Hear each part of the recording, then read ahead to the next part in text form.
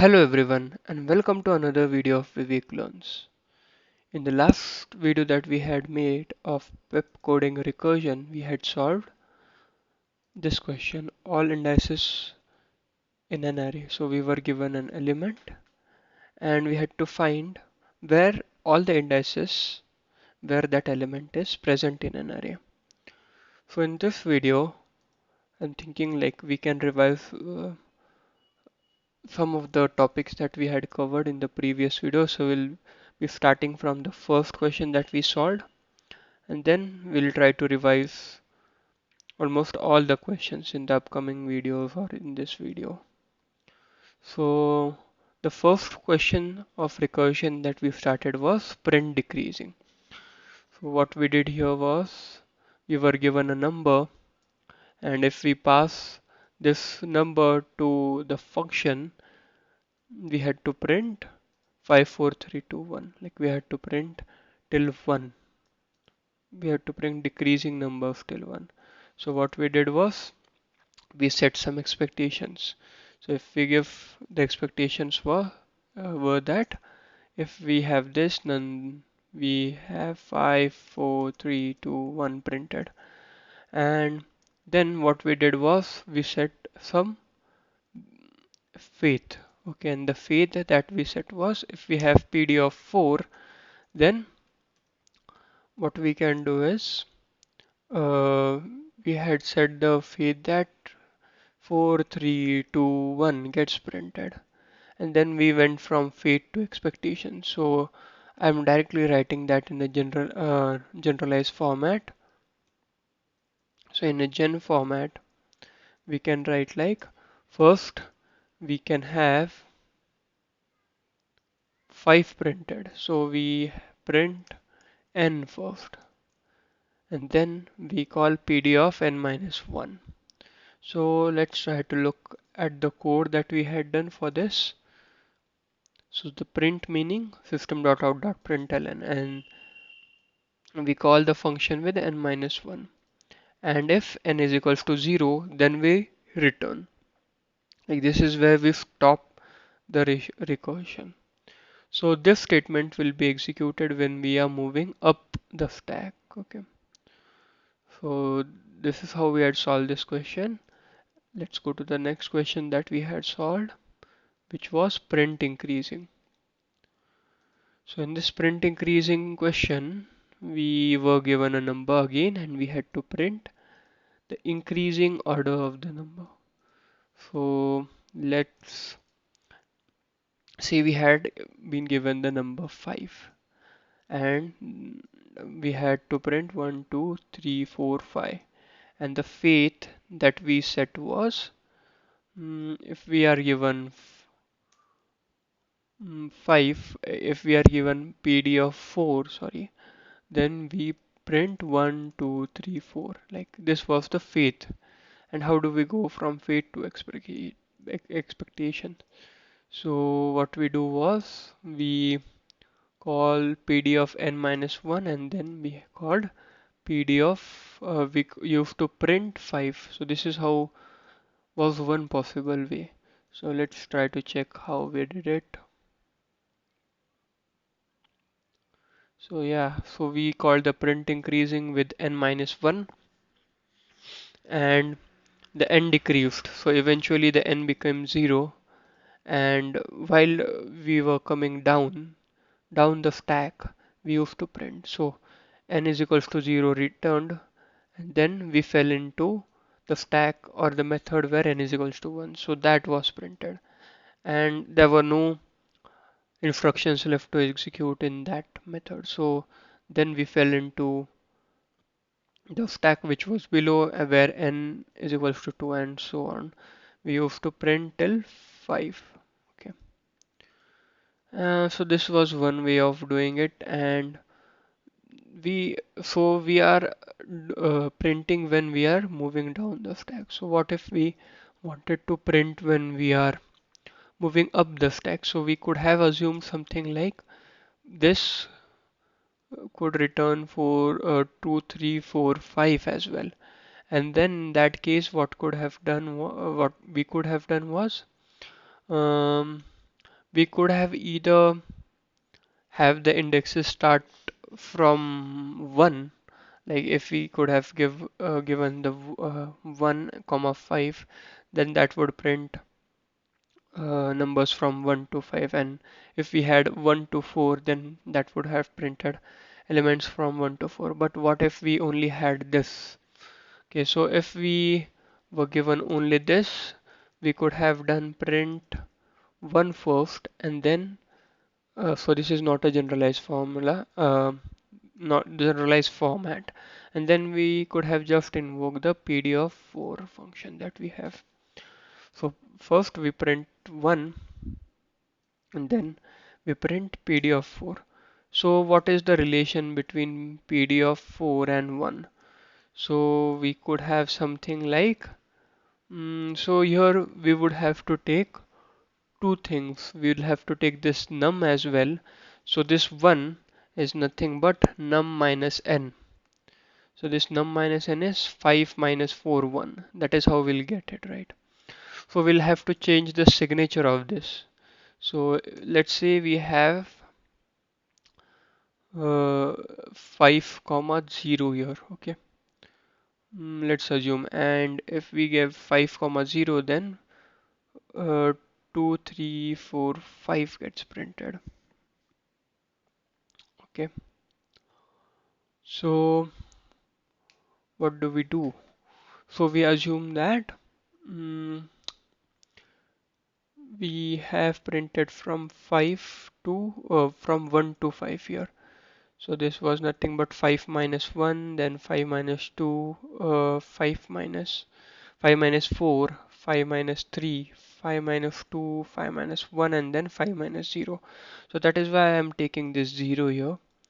So we can subtract, yeah, then the number each and every time.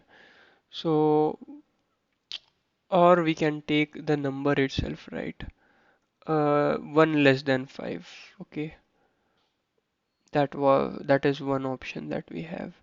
So we can take 5 comma 5, and for here if we were given 4 comma 4, then 2 3 4 5 gets printed. Okay, so what happens here is that or we can have n minus 1 here, but never mind now.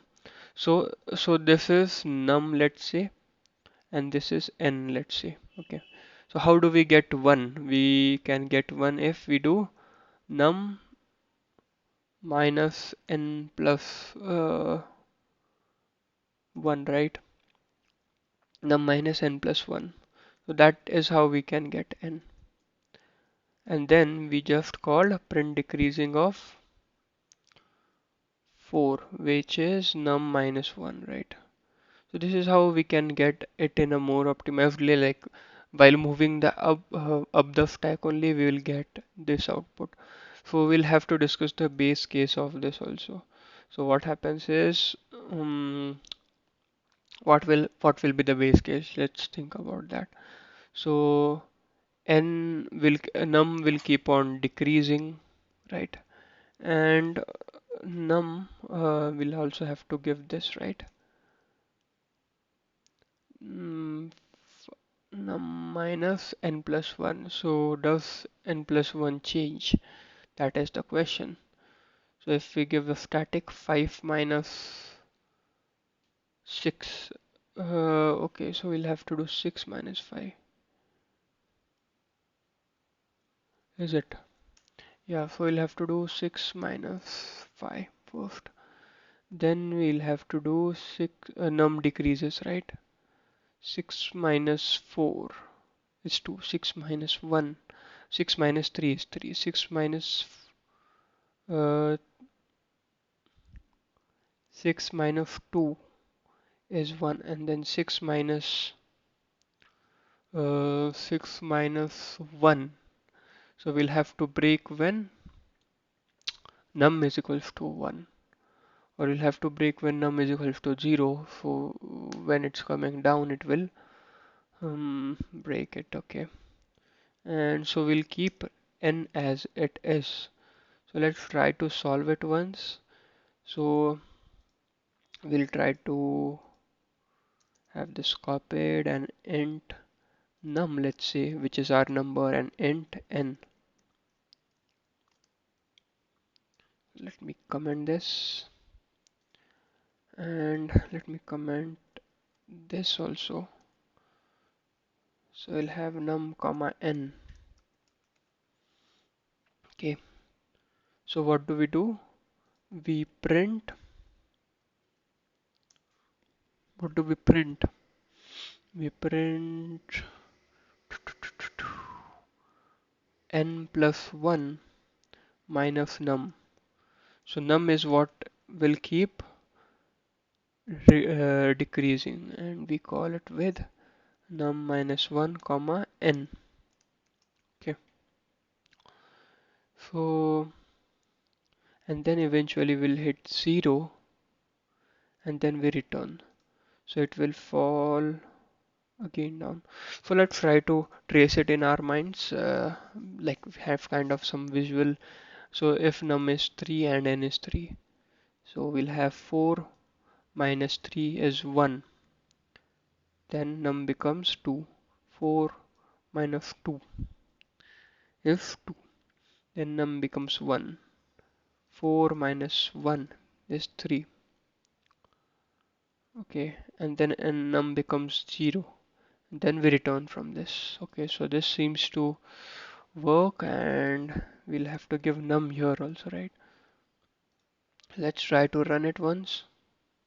For input 5. Oops, we got a stack overflow exception. Oh, we are checking if n is 0. We don't have to do that. We have to check if num is 0. Yeah, so it printed 1, 2, 3, 4, 5.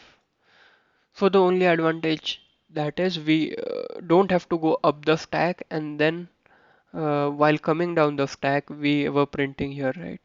So in this solution we are achieving it while we are going up the stack only. So this is, you can see, a more optimized approach that we have here.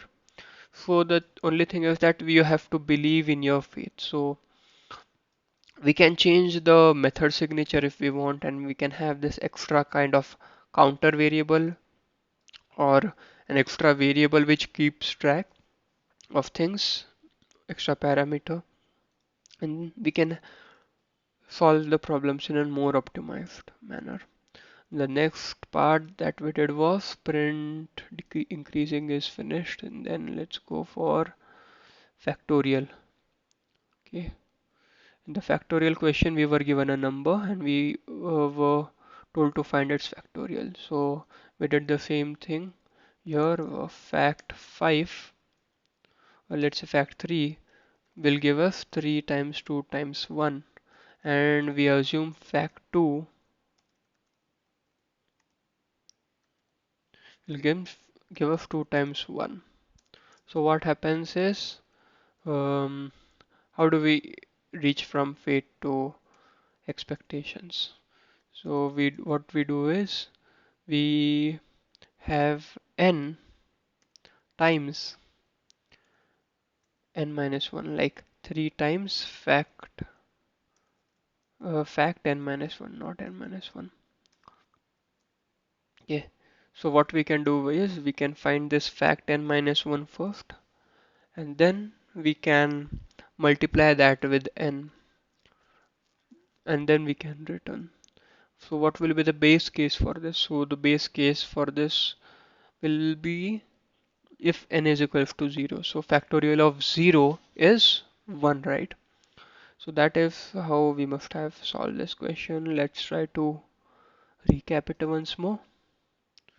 Yeah, so we used to get the fact n minus 1, and then we used to perform n times previous fact, right?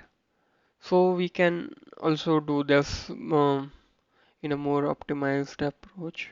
So similar to how we had done in the previous question, right? So we can try to find the solution. We can try to have a different faith here, and we can try to find the solution here. Okay. So the next question that we solved was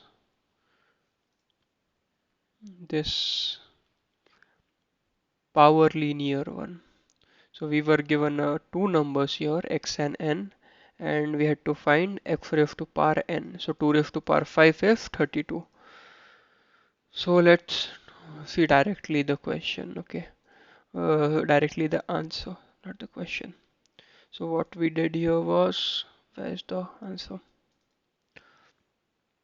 We used to get power of x minus x comma n minus 1 because n will decrease and it will become eventually 0. And once n becomes 0, any number raised to 0 will return 1. So that is where we returned 1 here. And we used to get that previous power and we used to just multiply x.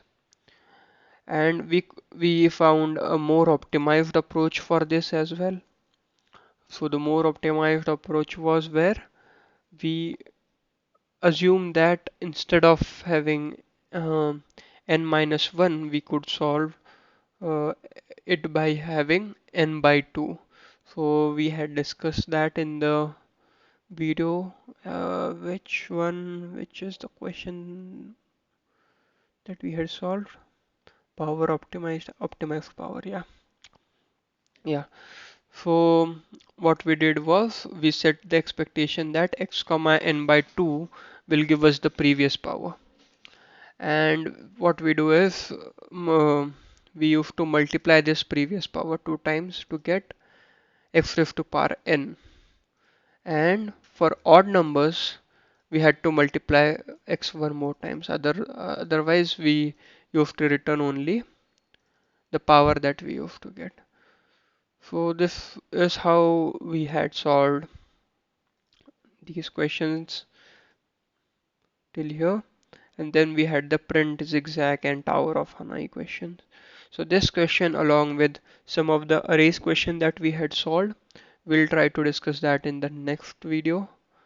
um, like we'll try to revive those questions because it was a long time that we had solved this question, right? So yeah, see you guys in the next one. Bye bye.